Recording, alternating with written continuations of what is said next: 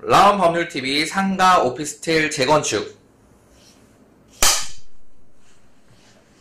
자, 이번 시간에는 제목 보시는 것처럼 상가 재건축에서 매도 청구 소송 승소 후에 언제까지 소유권을 가져오기 위한 그 비용을 공탁해야 할까요? 라는 질문에 대해서 한번 답변을 드려보겠습니다.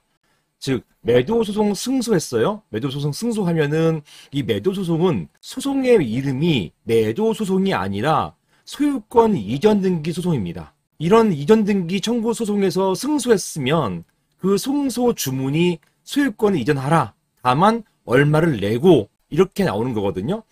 그러니까 매도 청구 소송에서 승소했어요.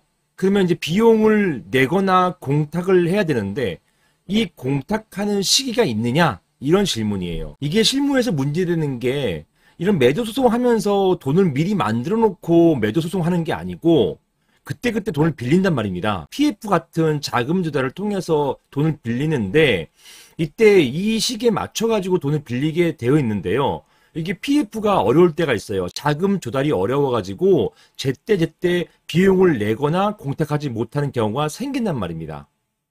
이것 때문에 실제 이런 현장이 몇 군데 있어요.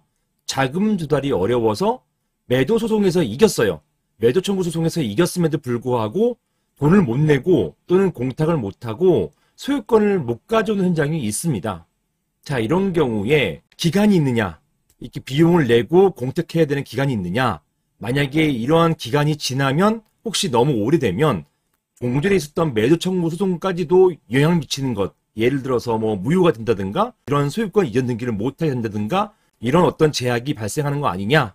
이런 취지하에서 이런 질문을 주셨던 것입니다. 이런 배경이 있어요.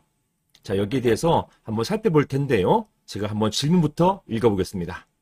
자, 보시겠습니다. 안녕하세요, 변호사님. 저는 서울 어떤 구에 있는 상가 재건축 조합의 조합장입니다.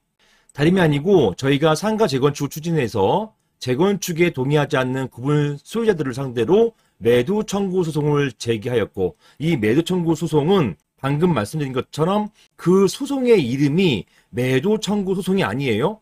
소유권 이전 등기 청구 소송입니다. 소유권을 이전하라.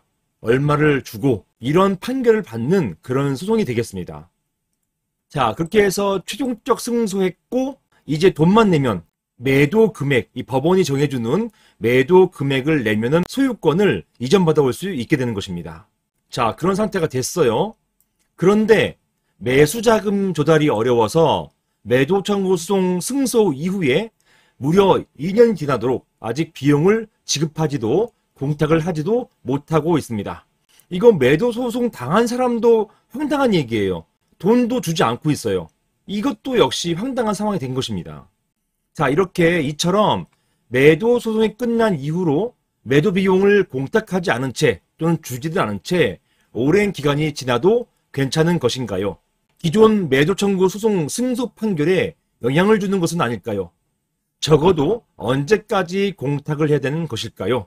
이런 질문을 주셨고요. 이게 실제 있는 사례입니다. 그리고 몇 군데에서 유사한 질문들을 주셨어요. 자, 관련해서 더 살펴보겠습니다. 자, 관련된 법을 보실게요. 이게 상가 재건축이잖아요. 여기 상가 재건축, 이 상가 재건축, 집합건물 재건축입니다. 공공재건축, 아파트 같은, 아파트나 주택 같은 공공재건축을 제외한 이런 상가나 오피스 같은 집합건물 재건축은요, 집합건물법에 따라요.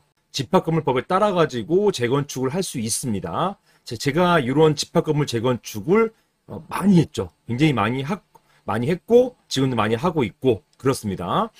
자, 이런 집합건물법 제48조에는요, 이런 매도 청구에 대한 근거 규정이 있어요. 이걸 가지고서, 이 규정 가지고서 재건축을 하는 거예요.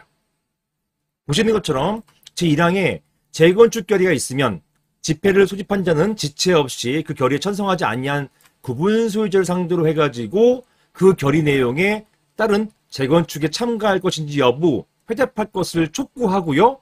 그 다음에 2항과 3항을 제가 건너뛰었습니다. 2항, 3항에 그 기간 2개월 정도의 기간을 주는데 그 기간 동안에 재건축 참여하겠습니다 라는 통보를 보내지 않으면 마찬가지로 지체 없이 이제 매도 청구 소송을 제기해야만 돼요. 그리고 이런 소송이 진행돼 가지고 승소한 사항입니다.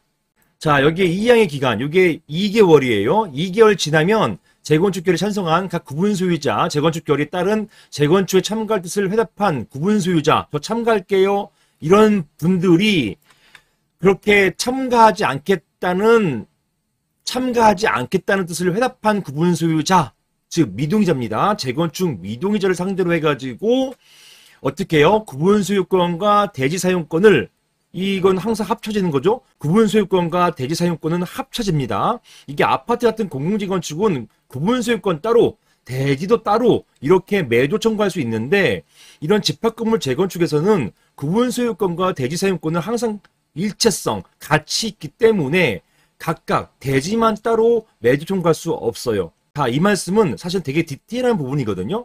제가 실제로 수송하다가 이런 부분이 많이 문제돼서 잠깐 언급해 드리는 건데, 나중에 여기에 대해서는 상세하게 따로 말씀드릴 것입니다. 아무튼 이 내용이 그 내용이에요. 구분 소유권과 대지 사용권, 이게 합쳐진 겁니다. 이것을 시가로 매도할 것을 청구할 수 있다. 이 시가를 판단하기 위해서 법원에서 감정해요. 우리가 매도 청구 소송하기 전에 어떤 사전 감정, 특상 감정부터 시작해가지고 신탁사 감정, 우리의 자체 감정 한다 하더라도 그걸 가지고 하는 게 아니고 법원에서 감정을 해요. 거의 무조건 합니다. 감정을 해서 시가로 매도할 것을 청구할 수 있다. 이 시가 감정을 해서 그 감정 금액을 가지고서 돈을 주고, 그리고 매도할 것을 청구할 수 있다. 청구만 하면 소유권이 이전되게 돼 있어요. 이게 바로 형성권이라고 합니다. 이게 바로 매도 청구 소송의 기본 규정이 되겠습니다. 자, 다음 보실게요.